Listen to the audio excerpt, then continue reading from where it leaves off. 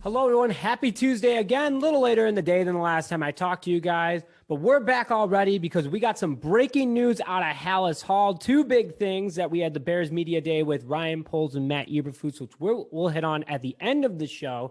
But to start the show, the Bears have signed offensive tackle Riley Reiff to a one-year contract worth up to $12.5 million.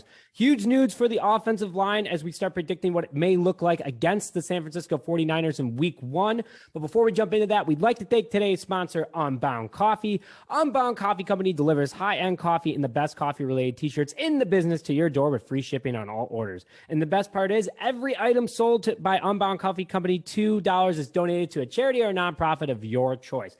Use promo code JAYSHY, that's JSHY, to get 15% off your first order. And if you sign up with a subscription on your first order, it's an additional 10% off.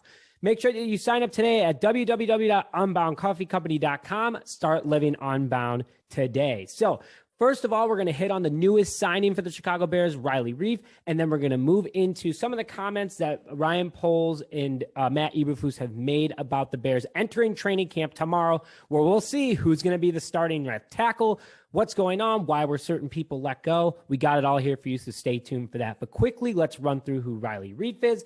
6'5", 315 pounds, 33-year-old lineman, former first-round pick in the 2012 NFL draft by the Detroit Lions, played with the Lions from 2012 to 2016, then went to Minnesota from 2017 to 2020, and then played his last season to 2021, and then played his last season with the Bengals in 2021, just on a one-year contract. Was on the Super Bowl roster, did not play in the Super Bowl due to injury, but very good to see. Every game that he played in, he started. He's been a starter most of his career, 147 total games with 139 starts.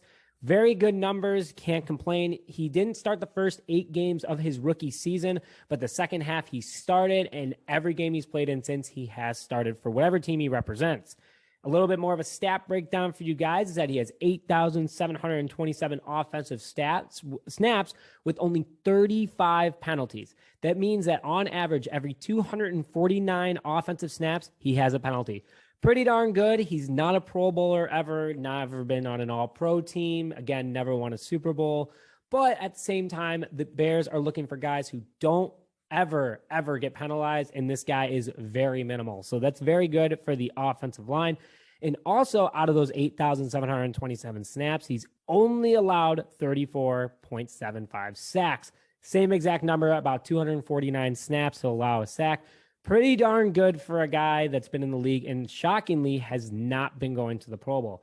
So what's the offensive line going to look like now with this signing? He got starter money. There is no doubt about that. Dakota Dozer got a 2-year contract. A couple of the other signings that we had this offseason got maybe $3 million.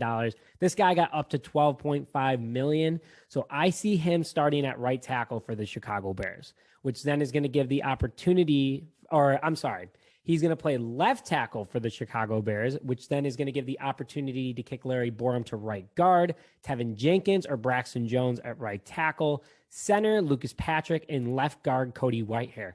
A much more improved offensive line compared to last year. So let me go through that one more time for you guys.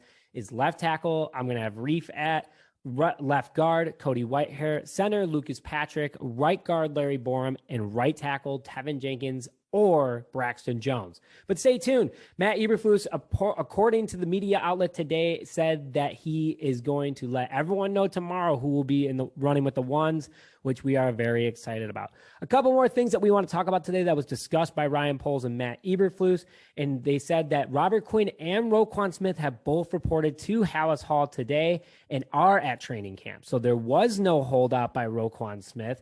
Kind of interesting. Poles says he doesn't want to discuss contracts with the media at the moment, but he also doesn't know what Roquan Smith's plans are. He has seen him at Halas Hall, but not spoken to him. Interesting. Very, very weird. So we just did a video that he was going to hold out, and now apparently Roquan Smith is showing up to Halas Hall. Could be just grabbing a few things and going home after, just kind of saying, hey, I'm not going to show up, but I'll show up during the time just so I don't get fined. Matt Eberflus also says that he will cross the bridge when he gets to it if Roquan Smith is present or not at practice. That could be, again, they're kind of discussing, they've seen each other in Halas Hall, but will Roquan Smith actually, lace up and get out there? Ryan Poles said not at this time when asked if he anticipates having players that will be placed on the PUP or NFI list.